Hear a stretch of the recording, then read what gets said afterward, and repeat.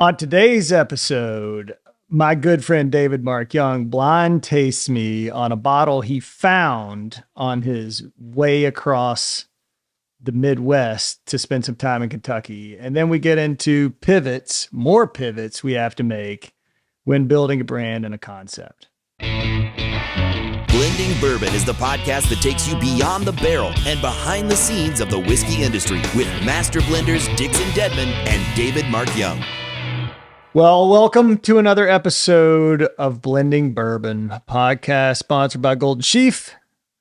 My name is Dixon Dedman of 2XO Whiskey, joined as always by the Monica to my Rachel and the only man who pays good money to have salt put in his peppery beard, the man that is Golden Sheaf himself, David Mark Young. Thanks for being here. And again, we're back in the office. We're right across the table from each other again. Right across the table from each other, right here back in Dixonville. Thanks for having me. Yeah. Thanks for that warm welcome, Jennifer Aniston. Or Rachel, should I say. Yeah, I'll take Monica. I'm good with that. Thank you. Yeah, at least you didn't make me Joey or Ross or... Wait, that would have been better. No, you are definitely a Joey. At least when it comes to setting up your podcast equipment. How you doing? Well, thanks. Thanks for having me here. It's always lovely, fantastic to be in Kentucky, especially your neck of the woods. This is always a treat for me, so I really appreciate it. Well, you're here working, and I appreciate you taking time out of your busy schedule to swing by and you come bearing gifts. You brought a slew of things for me, and apparently we're going to kick off the show. Oh wait, you did. Oh yeah, that also. Those gifts. Yeah. So you want to talk about that? You could talk about that gift. I totally forgot what you were referring to. So there's a glass to your right. Poured some whiskey in it prior to setting up. So not going to tell you what it is, not yet. But this is something that I was had the privilege of tasting last week. I won't even say where yet, because I don't want you to guess. I'm excited about this. Someone in Illinois shared a pour with me, very generous. And I fell in love with it. And I said to myself, if I come across a bottle of this, I will buy it. And I did. Bought it. So I want to share it with you. See what you think. Blindly. So now, full disclaimer, one of my lovely children just brought home a couple days ago this treat from school. I mean, it was great. I don't know if it was, part of art class that they put this together, but it's always exciting to see what your kids bring home, from school. And one of my children brought home this fantastic thing called a stomach bug. And that has kind of made its way through my house. I know this is going to shock you and all 38 of our listeners. 55. I'm like 2.5, maybe 3 days dry at this point. Wow. This would be kind of the first thing I've had since, and I'm not going to lie, I'm worried that I'm not up to snuff. I'm going to tell you, this is equal parts kind of potpourri, like a floral, and then this big cinnamon thing, like really cinnamony. Yeah. You get that, or am I off? Keep going. We're just gonna let you. I mean, this is massive. Like this is when I walked in here, I could smell this. Like this filled the room. Big nose. Yeah. Yeah. Well, sorry to hear you're under the weather, and so is your boy. You seem to be in pretty good health. I hope your olfactory senses are up to par. But I mean, you are Dixon Deadman, so Yeah. Okay. you're like the Chuck Norris of the bourbon world. So I think you're going to be I mean, fine. I'm just getting this great, like, it's like it's not floral like fresh flower. It's like floral like, but it's mixed with this kind of baking spice, cinnamony. Yeah. Oh yeah, yeah. And I can't decide. It doesn't have this. I would first lean towards this being a rye. Okay. I'm not getting kind of big, rich, oaky sweetness. I get more of that kind of spicy, floral, youngerish rye on the nose. Yeah. You're batting 500 so far. Yeah. Good. I'm betting 500. Okay.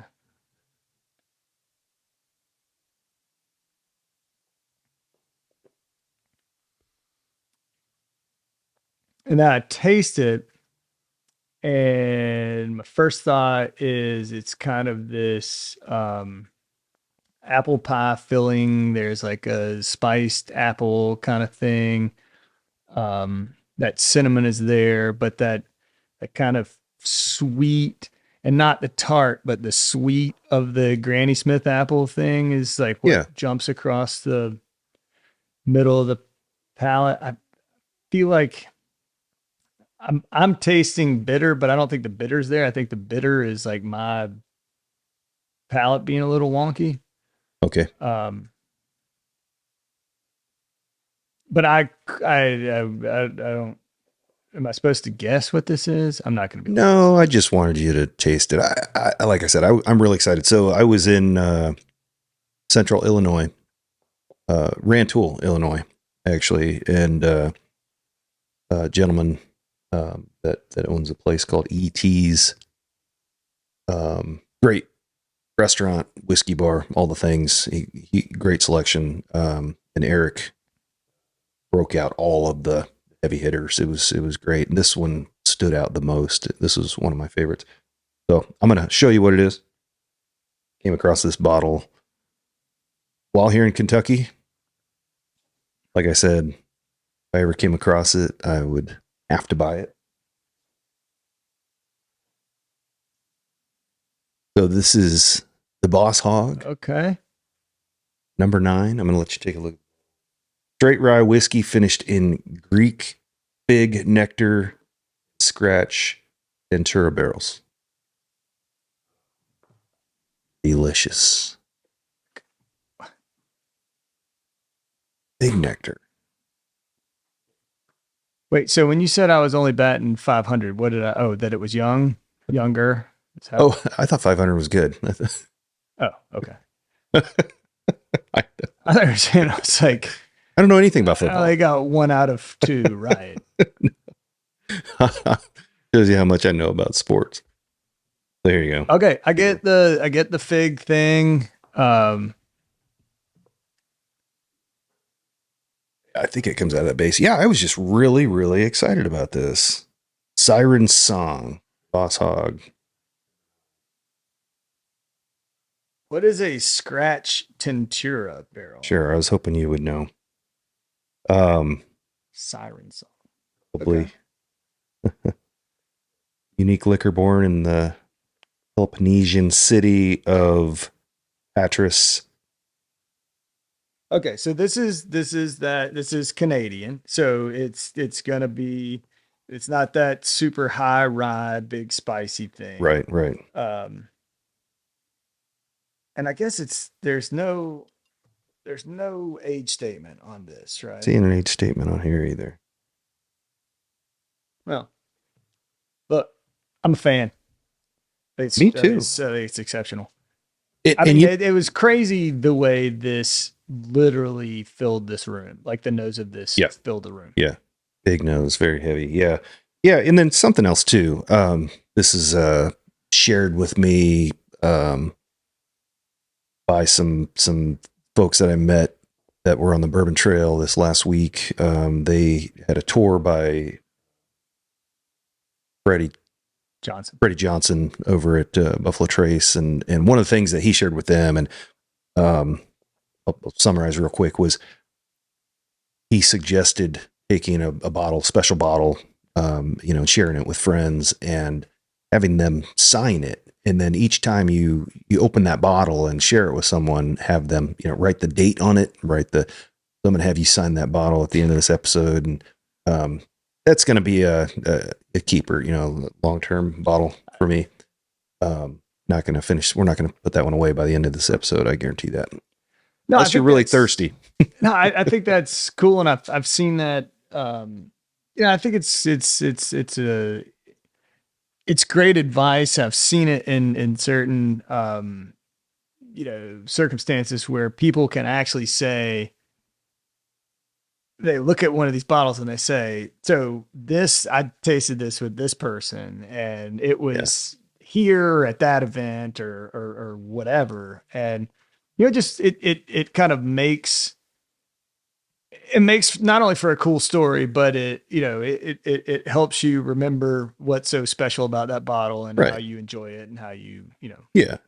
I'm nostalgic like that. And so I really appreciated that. I thought that was great. They asked me, they had a bottle of Elmer T. Lee. And they asked me to sign it and wrote the date on there. So it was special for me. And I'm going to take that, carry it forward. I think Freddie's got that's a great idea. I don't know if he stole that idea from others, but sounds like a pretty popular thing. So this is a special bottle. This is a special episode. We're in a special town. Yeah, absolutely. So awesome. It's funny. We were talking about, doing our show prep. And we talk a lot about our show prep and, and really, we really spend a lot of time. Look at this. Our incredible producer, Tintura, named after the Italian word for tincture, is a liqueur produced since the 15th century in the Greek port city of Patras. Traditionally, Tintura is flavored with cloves, cinnamon, nutmeg, and citrus fruits. This modern-day interpretation is based on grape pomace distillate. Well, I'm not going to say I nailed it, but I nailed it. You nailed it. You did. Yeah, you did. Yeah. I mean... So what does that mean? You're batting 1,000? Is that... Yeah, it's better than 500. Okay, I thought 500 was good. Good thing we're not talking about. It's baseball terms. This is not a baseball podcast. Right, exactly. Yeah. You do that one later. Okay, perfect. Well, thank you, Myerden, for teeing that up. It's good to have a producer on the side there. It's like Joe Rogan's podcast. They pull, got somebody pulling stuff up. Man, that's great. I think that's the first time we've utilized that, or at least talked about it. But yeah, cheers. So one of the things that came up in our conversation was, we've kind of touched on this before, but pivoting, and unforeseen circumstances that, and we've talked about, again, we talked at length one time about, some of the issues you were having, like, okay, I want to build this brand. I want to go this direction. And all of a sudden that supply's not there, and shoot, the hell am I going to do? I go this direction or whatever.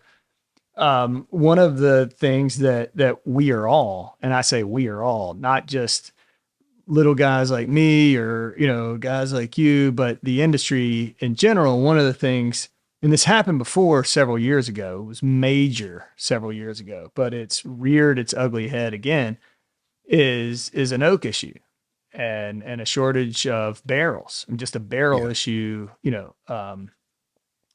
and we can go further into this. I said, 5, 6, 8, 10 years ago, one of the major needs in this industry was storage. And even the big guys didn't have enough storage for their barrels. Well, right. There are companies that have made a small fortune building rickhouses left and right. All the big guys are buying land out in the middle of nowhere for storage of their products, and storage is and then, we talked, I was also saying that with storage, one of the the byproducts of all this growth and the number of barrels being made is that down the road, there's going to be a significant need for bottling. Right. You know, a lot of the big players, they bottle their own stuff, but brands, new brands, startup brands, non-distilling producers, you know, where do you go to get this bottled? And, you know, most of the time you rely on your bottlers to handle things like your TTB permitting, your colas, you know, they do all the paperwork and the filing and the tax filing and all that stuff for you. And finding a good reputable bottler was a challenge. And you see, you know, what like Bardstown Bourbon Company did with building their bottling line, and hell, they're Oh, yeah. talking about doubling it now because of that need and you know, whatever. And all of a sudden we're starting to see all these new distilleries come online and all this new distillate coming off these, you know, and there's only so many cooperages and Right. there's only so many people that have access to oak that can, you know, put the barrels together and then, you know, it's just they're sold out and they're sold out beyond their capacity and everybody needs more barrels and you can't make an oak tree grow any faster than Right. it's going to grow. And you know, when you brought up pivot and you said pivot and oak shortage and I'm just going to tell you, you know, I find myself in that situation big time. I mean, when you build a concept and a brand on double oaking, on multiple double oak exposure, you know, that's a huge part of what we're doing with 2XO. That's a huge part of you know, and access to that oak. And when you say, hey, I need 200 new barrels, and then you say, I need 200 new barrels, and it's not for new fills, it's actually for a double barreling. It's like, well, Right.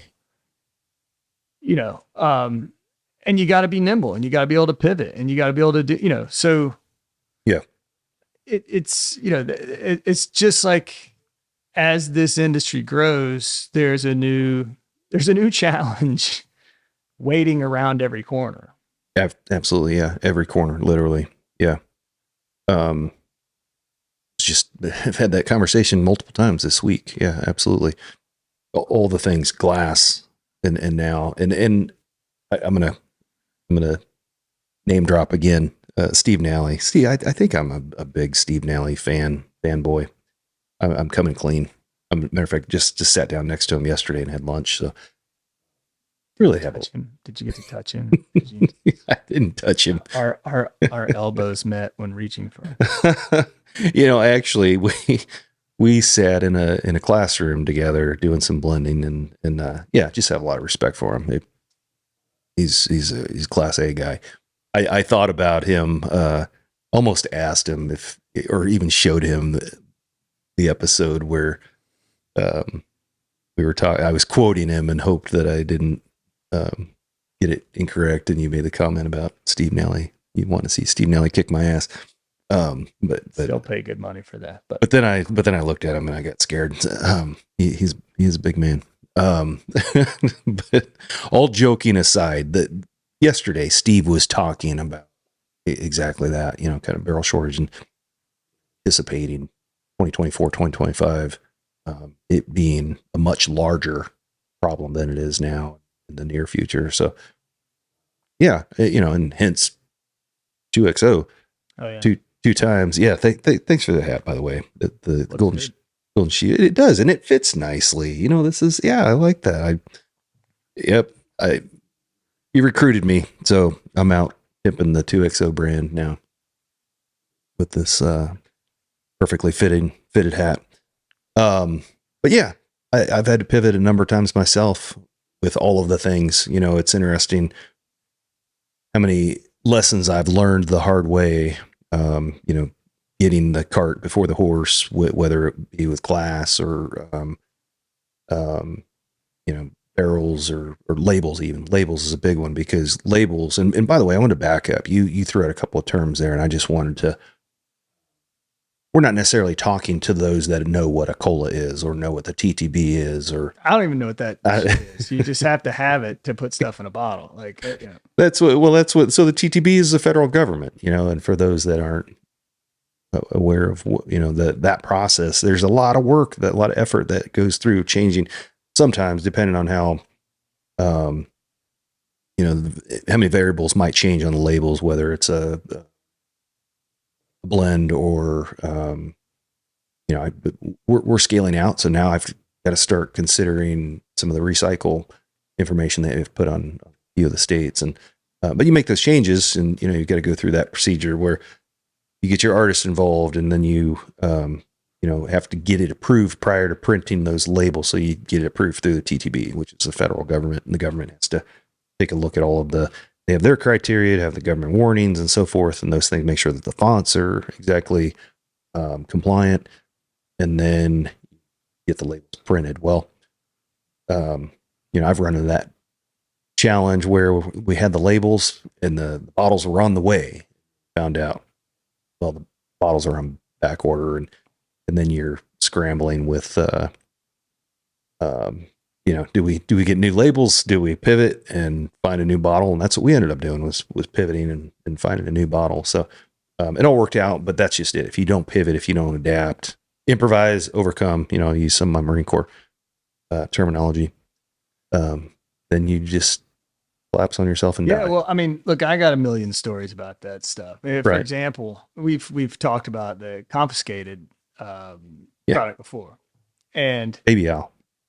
Yeah. Well, at one point we submitted the confiscated label, and one of the things that they're supposed to do when they look at your label is, yes, have you checked all the boxes? You got your proof and your ABV and your Surgeon General's warning and your designation and all the blah, blah, blah, blah, blah.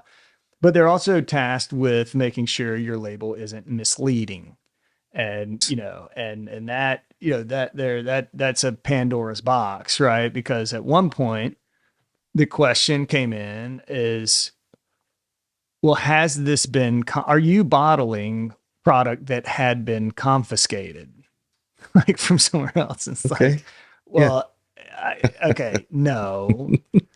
But it's kind of like, oh, did the TTB call angels envy and say, are there really angels that are envious of this? It's just so freaking stupid, but that's just the crap you have to go through. And I mean, you submit a label and it goes and sits on somebody's desk, and you get one person that's in a bad mood and they just hit reject and send it back to you. And you could take that same damn label with no changes and send it back, and it gets on, somebody's desk that's had a nice long weekend, and they're like, yeah, this looks great. It goes, I mean, it's kind of the government for you, I guess. I don't know. I mean, I hope they're not listening to this, but. Well, we're also grateful when the labels do get approved, and we do get a COLA for them. So, but I'll tell you another interesting story. And this is a challenge I have right now, and something that I'm, working through.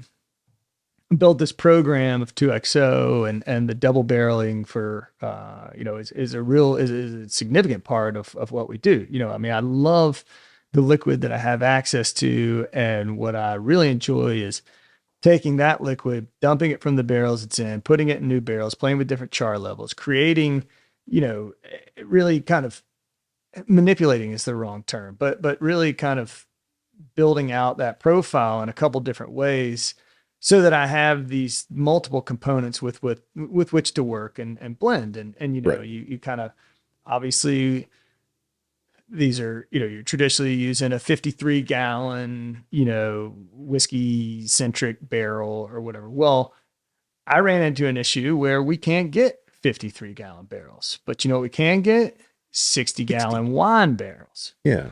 So working through all of the little nuances of, okay, you're averaging a 10% loss in the first year, the barrel soaks up a lot of the liquid. So is that, how does that change when you go from 53 to 60? If I need 9 months in 53, do I need 10 months in 60? Do I need 12 months in 60? Is a char 3 in 60 going to do the same thing that a char 3 in 53 is going to do? Right. And it's just kind of like, you figure it out as you go along, find out. But it's always it's always interesting. Then, you take that a step further, and that's why I chose to store these in a palletized location, because in a traditional rick house, a 60-gallon barrel doesn't fit in the rick. So it's going to have to go on the floor. Well, on the floor, it's not going to, but in a palletized, more air, more circulation, they're all going to kind of be the same. So, it's just, it's every time you think, okay, I've got this figured out. We were ordering these barrels, we get them, I do this twice a year, blah, blah, blah, blah. It's like, oh, wait, we're, it just pivot. Yeah, absolutely. Yeah. You struck a chord there when you pivot to a 60-gallon barrel. Are you familiar with these? I think it's called Broken Barrel. I thought you were going to say Tintura. I was like, oh, no, Tintura. Big nectar. Are you familiar with Broken Barrel? I came across that the other day. I didn't go look at it, the label in detail, but I think these are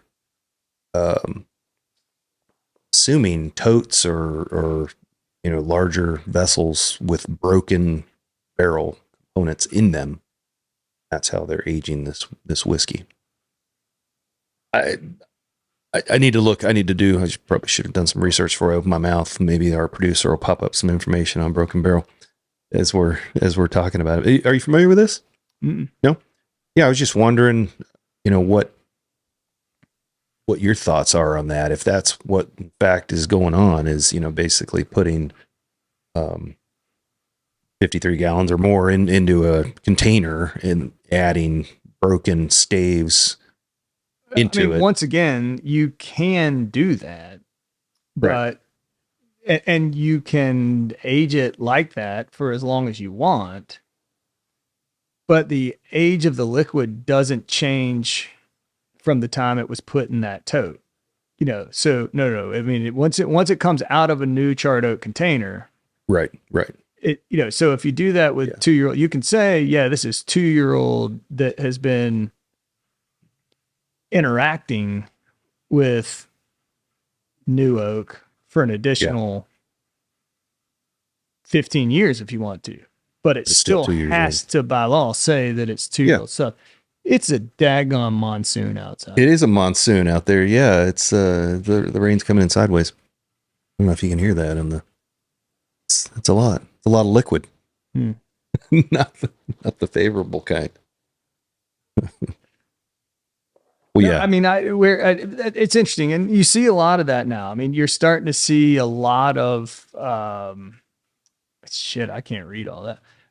You're starting to see a lot of innovation, like loose term, but people are pivoting because of these things, right? We want to get something out. So, I was talking to some people who were using this micro oxygenation technique, which is basically they take liquid that's been in a barrel maybe a year, and they either leave it in the barrel and add chips to it, or they put it in a tote, they add chips to it. Then they have the equivalent of almost like a pump in a fish tank, and it's got a little tube that goes into the barrel or the tote, and every 15 seconds it shoots a blast of air in there, which agitates the liquid, which causes it to interact with the chips or cubes that are in there. And it's a method to to supposedly make stuff that's whatever a year old tastes like it's 5 years old or whatever. And I mean, every one, because of a barrel shortage, and two, because most everybody that gets into this is not willing to wait 6 or 8 years from the time they lay down something to get something to market. Right. We're everybody's kind of trying to cut a corner. Yeah. And I don't mean cut a corner in a bad way, but like, how do you make something happen faster than just the natural progression of what people did forever? Yeah. And you can fake it, but maturation's timely process, right? You can't speed up the clock. But we talked about that before. There's this sonic way aging, motion. There's Solara. There's all kinds of stuff. Speed metal. Crank some high decibel speed metal into the warehouse, and I think you just get angry whiskey. But yeah, so shark boat, yeah, running up down the Mississippi. We may have to pivot out of here if the rain comes down any harder. Well, yeah, that's it. I'm sure you, having done this as long as you have, and especially being as successful as you've been, that you've had many pivots, many opportunities to improvise and yeah, I mean, create a new path. I heard my dad say it one time. I think I've talked about this before, but when people ask what my dad's role at the inn was, I remember one time he said he was a fireman, and somebody looked at him like, "What?" And he was like, "Yeah, I just put out fires," and it's.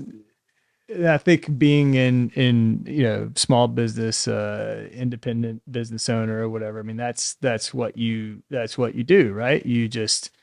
There's a problem and you've got to solve it. And yeah, and I think you can either get all worked up about the issue you're facing, or you could say, okay,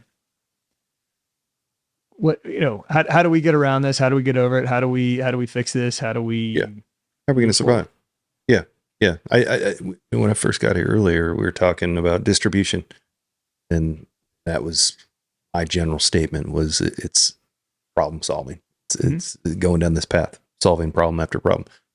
And if you don't solve the problem, then you're dead in the water. But these are all, you're right. You're absolutely right. Every turn there's a potential hurdle.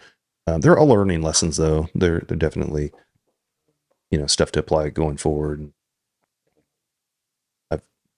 I've had my fair share, just, releasing multiple products at once, being cut off from the glass manufacturer, or even, barrels or aged product, that sort of thing. But, yeah, we could probably go on and on and on all day. I remember finally reaching that point, running the inn and everything, when I thought, oh man, things are going too well. That's usually when shit hits the fan. You know what I mean? Like whenever you find that, like, oh, there's a sense of security here. I got the right team. I got the, it's like, you just start looking over your shoulder. Meteorite's going to hit and destroy everything. Yeah. Well, I know you've got multiple events to attend later this evening. So, I'm always happy to have you here. Fun to do this across the table from you. I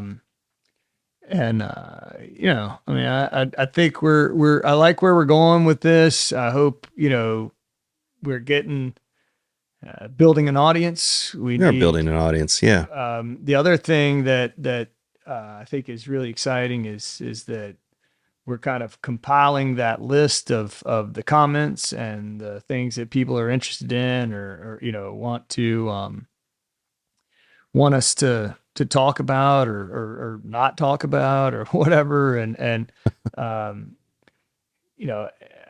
also trying to line up some guests over the next little bit to get on here. So, so all good, man. Thank you for sharing. Absolutely. Actually, thanks for indulging. I'm going to sign this bottle. All right now. Yeah. We're going to have to find one of your silver autograph bottle. Oh, you want it? Pens. Okay. Yeah. But yeah, absolutely. Signature on that one. Get a timestamp. Well, always a pleasure to be here. Man. Hopefully we can make it out of here. We're just about underwater, aren't we? But yeah, till next time. Yep. Don't forget to again soon. Like, subscribe, comment, share all the things, and we'll see you next time. Thanks, everybody. Cheers, y'all. Cheers.